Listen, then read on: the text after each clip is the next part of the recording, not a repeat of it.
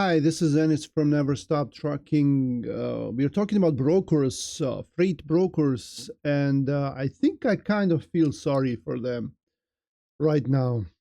I was looking at some articles today and during the last few days, and they were saying how brokers right now are feeling the pressure from their customers, from the shippers and others who they transport the freight for.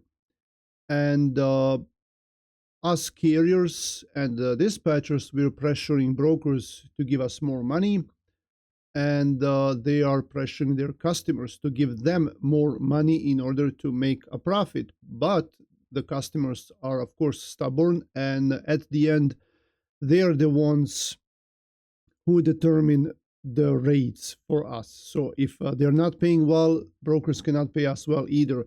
I understand that there might be some contracts that the brokers are still under, and maybe they're taking a bigger share. I don't know. But it's been a couple of years since this struggle started, and I'm sure those contracts are not active anymore. And if you go to brokers' load boards, you can see that there are no loads out there. And a lot of brokers are laying off their employees. I spoke to a guy from Coyote yesterday, and now he showed up at a different brokerage, and he said that they laid him off. But we can read about those layoffs lately ourselves. So the thing is, once this turns around, the markets, that is, then we will be seeing hopefully better rates.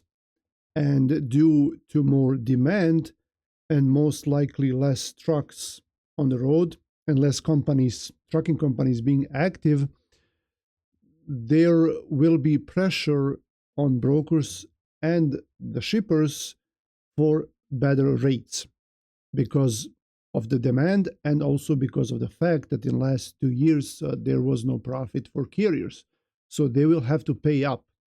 Now, the brokers will be putting a lot of pressure on their customers, and they're not going to do it that easily. It's going to take them a while to go up on their rates. And us carriers, we are not going to be waiting that long. There is no way. Once we see an uptick, we're going to be demanding for better pay. And once we see more loads, then the brokers will have no chance but to give us either those rates out of their pockets, break even, maybe not being profitable at all, or at the end go to their customers and ask for more money. And that's going to be a tough thing to sell. I tell you that.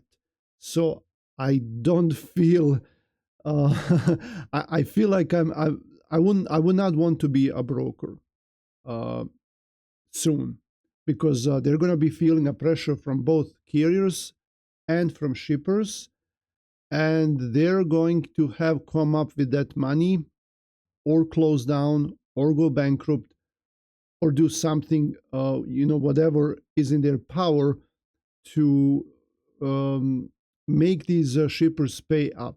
So uh, the way the shippers work is they would get offers from different brokers, and whatever gives them the best offer, they will go with that broker. So if you're a broker, let's say you're CH Robinson, and you go to a local shipper and you ask them, hey, this is what we can do. These are the rates we can do for you, and they send them their quotes, and they start working. Now, guess what? There is maybe Schneider that's coming in, and they say, hey, well, we can give you a better rate. We can give you a better service. We have a better tracking software, whatever. So now this shipper is thinking to go to Schneider, and eventually they will. So they always go down and down and down. But now it's going to be the opposite. It's going to be the opposite. So we're going to see most likely brokers asking for more instead of giving them better quotes. They're gonna give them quotes that are higher, and these shippers, that's going to be tough, for them to part with their money, because they are doing well. Right now, uh, consumers are spending money, they're buying products. uh, the shippers and manufacturers, they're producing stuff, they're sending it, but the fact is that there are a lot of trucks on the road, and that's why they don't want to pay, because they can.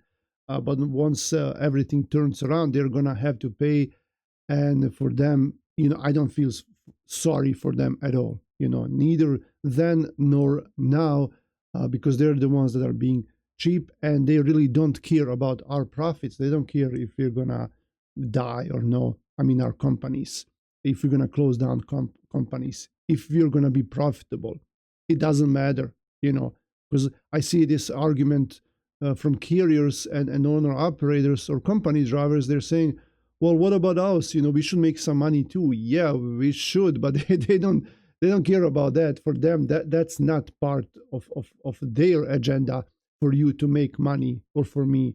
It's their agenda is to save money, and they will do anything they can. It doesn't matter that they work with us, that they need us. That doesn't matter to them. So I was thinking, I have not been that kind of a dispatcher, even in good times, asking for twice the money or 50% more of the load, because I want to keep my relationships with brokers. I want to save that contact for future. I don't want them to get mad, give me that one load one time, because they couldn't cover with someone else. They give me that load for crazy money, and they don't want to work with me again. But now I'm thinking I'm not going to do that anymore, because for the last 2 years, they have been both brokers and shippers in this game together, where they're trying to get the last cent, literally down to the last cent, to get it from us so they can make their profits, so they can survive. Right? So once the tables turn over, then I'm thinking I'm not going to be that nice guy anymore. Hopefully, we're going to survive through that time, to see that time, and then we can ask them all for crazy money, ask them for twice or triple the money, and see what they say then. Because back then, it will not be about their profits. I'm not going to care if they have a profit or not, because they don't care now. If I tell them, when I book a load, I tell brokers, well, there is no profit in this load, like we're not making any money. It's not just that we're not making money. We can't even pay for the maintenance, for the fuel, the driver, all of that. Our expenses, we cannot even cover them, and let alone be profitable. And what they say is like, well, that's the market rate right now. I've been covering this for last 2 months for this rate. I don't have more money. I don't, they just hang up on you. So for them, that means like, I don't care if you don't make money. All right. Well, then I'm not going to care if you make money. I'm not going to care if you're not profitable, if you cannot cover your expenses, if you're at a loss. Why should I care? How's that my business? Okay. Well, thanks for listening to me.